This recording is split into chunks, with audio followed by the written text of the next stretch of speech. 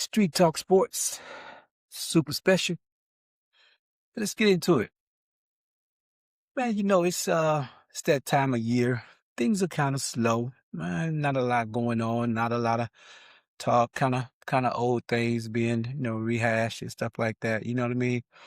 So it's gonna be there for a while. But kind of wanna kind of wanna dive into the quarterback thing once again, of course, that's all we're really talking about.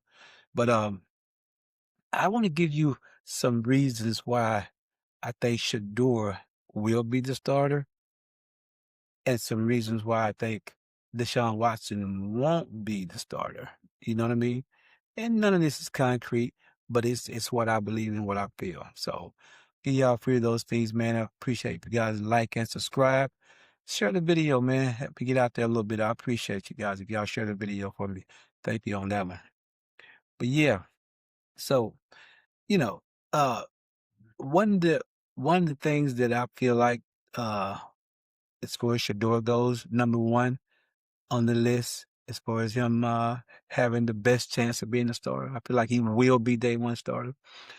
He ended up in 2025 as the starter. And he gained a lot of valuable on the field experience. You know what I'm saying? That's gonna go a long way. You know what I mean? The team saw him, the fans saw him, and the coaches are watching the film. They saw those last few games, man.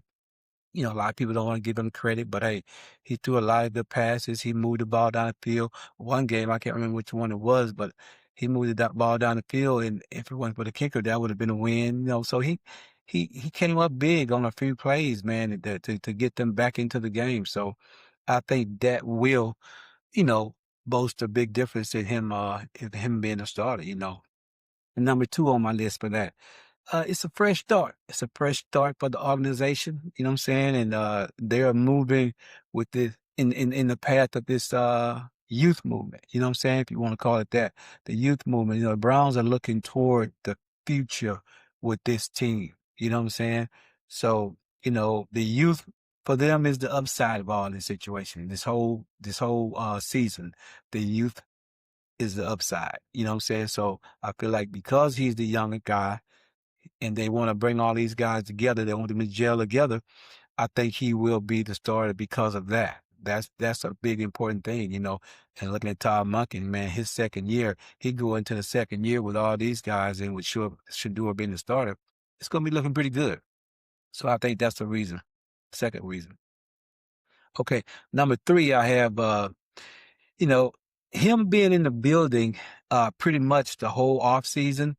I feel like, man, this is going to help him so much because I feel like he has a solid grasp on the offensive playbook. And, I think him and Todd Monken has a great rapport together. I think they have been in the room together a lot. So I think a lot more than they letting on. So, I think Shedeur has uh has learned a lot from him. You know what I'm saying? And I think that's going to help him being in that building, day one. He hasn't been gone too much at all, if any. You know what I'm saying? So I think that's going to be a big, big thing for him moving forward as far as getting his starting position. You know what I'm saying? So yeah, that's gonna help. Trust me, that's gonna help, And number four, this is a good one. I like this one. Number four uh is his intangibles and good mobility, right? People say he can't move, but the coaches are saying, man, the man can move. He got really good. He's not a Lamar Jackson like that, but him being able to escape the pocket and move around and outrun people and get first downs.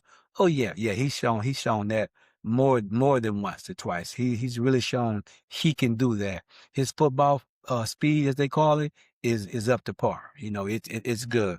You know, and with that same number four, the intangibles, his accuracy, man. His accuracy is off the chains. He showed that time and time again. His accuracy is second to none.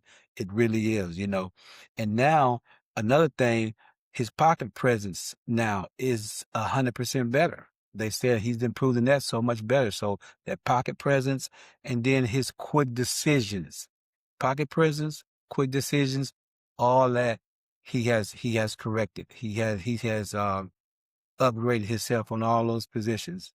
So I think that's going to really help. That's a good thing. All those things together, man, you figure you put that with, what he already have, you got yourself a good quarterback. You got yourself a good quarterback. I can see him being in the middle of the pack with these quarterbacks next year. So if not above, but I can see him being in the middle easy. If he gets a first chance from the start to the end, he could easily be there. So okay, and number five, hey man, number five is it. Number five is it. His aggressiveness and willingness to go downfield confidently. You know what I mean? The man, he's gonna go downfield. One thing about Shedeur will stretch the field. And that's what you need. You need a quarterback that will stretch the field. He will do that. He will do that. So that's a big thing. That's a big thing. So we didn't have nobody that was doing that before he got in there. You didn't have nobody. I think they had maybe 3 passes that was thrown more than 30 yards before he got in there, I think. So I mean, if it was three, you know what I mean? So he would do that, and with his confidence and how he moves, he will be good. You guys, from the start to the end, I'm gonna keep saying this until this happens. From the start to the end, if he starts the first game of the season, he will easily win 10 games. Well, the Browns will win 10 games with him at quarterback. I'm not gonna say he will win because it takes a team to win. So like it takes a team to lose, but he'll win 10 games. They'll win 10 games. So I stand on that. I stand on that. But and Deshaun, and I don't want people to think I'm, you know, kind of way being negative with this Deshaun, because I'm not, man. I hope the guy can resurrect his career. I hope he can change this uh image that he has on a lot of people. And I believe everybody deserves a second chance. So, I hope he can do that. I think he deserves it. The man's married, he's moved on, from that situation. So I think he deserves it. But as far as his quarterback play, as far as him being the starter day one, I don't see him really deserving that, man. It's going to be hard. It's going to be hard. Let me give you a few reasons why I think he will not be the starter for the Cleveland Browns. For one, well, number one, it's going to be hard for him to capture that elite status that he once showed over in Houston. It's going to be hard. We haven't seen that kind of play from him in 6 years? We haven't seen that. And that's going to be hard to adjust, to come back and play like that, to get close to that. It's going to be hard. It's going to be hard. If you ever played sports, y'all know what I'm talking about. That's not easy. Not to say it can't be done. Not easy, man. Not an easy task. So that's number one. And number two, his massive $230 million contract will be up, right? It will be up. And they absolutely, no matter what they say, they will not sign him. No way they re-sign him. Because, as we keep saying, to re-sign him, you would actually be double paying him because you're still going to owe him money. It'll be over, but you'll still owe him money. They're not going to do that. And he's on the wrong side of 30. They're not going to do that. No way. So that's the reason why, they're not going to do it, man. And they're going with this youth movement. So they're not going to do that. Because that's number two. Number three. So the fact that no one has ever in the history of the NFL came back from a double or a back-to-back Achilles injury, right? No one has never done that. And that's what he's facing. Back-to-back. Man, the man toward the first Achilles was October 25th, 2024, right? And in January of 2025, he retoured. Hey, man, That's it's hard to come back from one. You don't have a few players that came back from one at a good level, at the level they were playing at. The man has done it twice. Nobody has ever did that, came back from that. That's a big feat. That's a big feat. I can't, that in itself, and he looks good out there in shorts and t-shirts. So, but there's no real pressure. There's no real threat. You know what I'm saying? So it's different. It's not the same. So we have to see it. We have to see it when it means something. We have to see it then. And hopefully, man, I don't wish nothing bad on him. Hopefully he can get through it. But yeah, we have to see that. And it's coming. It is coming. Yes. Trust me, it's coming. So that's number 4, man. And number 5, I know number 5, a lot of you gonna say I'm kind of wrong for that because you gonna probably say that the coaches, they're not worried about that. So you guys may be right. The coaches may not be worried about this one, but I think in the back of their mind and in different things, it still means something. I feel like they may can get away with it because the first 2 games are out of town, are away games. I feel like there's no way you're gonna be able to trot him out there day one, first game. The fans are gonna boo him to hell. Street talk. They gonna boo him.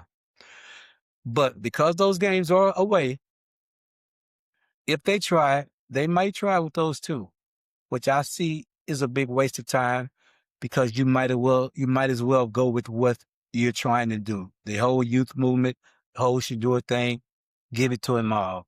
Give him the reins. It makes the most sense. You're not going to resign him. He's not going to be here. You know what I'm saying? If the talent is even close, as they keep trying to say, why go with Deshaun Watson? Why hold up this progress? Why do that? Makes no sense. That's why I just can't see them starting him. You know what I'm saying? I just can't see it. Fans don't want to see it either. Can't see it. And like I say, they're not gonna go by that as far as those fans goes. But hey, it's a thing. It is a thing. But like I say, look at the whole picture. The whole picture, man. No reason to start him. There's no reason for him to start. Let him back up the situation. Let him come off the bench. If Shedeur gets hurt or whatever, games won or totally lost or something, he comes in. You maybe slip him in like that and see what he can do. But hey, man, trust me, you need to go with number 2 from the jump. That's what this whole organization and this team is. I feel like, and that's where they're gonna go. You know, but hey, still a competition, as they say. But listen, we we kind of know where this thing is going, man. But anyway, man, we riding for number 2, as I always say. We ride for number 2. Big supporter of number 2. Big supporter of Dion. Prime time, Coach Prime. Big supporter of him, man, and the man he is and everything. But hey, we ride with number 2 over here, man, with Cleveland, Coach Monk. Coach Monk, I think he got it under control. Like I say, it looks way better than people I think are giving it credit for. You know what I mean? If you look at the fact that he brought all his offensive coaches with him, and all the defensive coaches are still there from last year. So all those guys are still on the same page, man. So it's not going to be as big as gap as people thinking it's going to be for them recapturing, the cohesiveness, you know what I mean, together. So I think it's going to be a lot smoother than what people are thinking. So yeah. And this team is going in there to win, man. Coach Monk is going to win. A lot of these guys like Jason Lloyd, they're thinking they're not trying to win, man. They really thinking that Coach Monk is not trying to win, which is amazing to me. It's crazy to me. Like, how do you think this man gonna come in here his first year and try not to win? Stop playing with me, man. The man's going to win. He's going to do his best to win. He's not holding nothing back. They're throwing everything at these quarterbacks. You heard the quarterback coach say the other day, we throwing everything at them. We putting it all on their plate and see what they can handle. We not holding nothing back. They not holding nothing back on these guys, man. These coaches are putting it in. They're putting it in and they're soaking it up. They're soaking it up. So hey, I think it's gonna be good, man. I can't wait. But anyway, hey man, I appreciate it. Like I said, if you guys like and subscribe, I appreciate that. But it's been a pretty short one, but we will definitely be back with more. And like I say, y'all have a blessed day, and I'm out. Peace.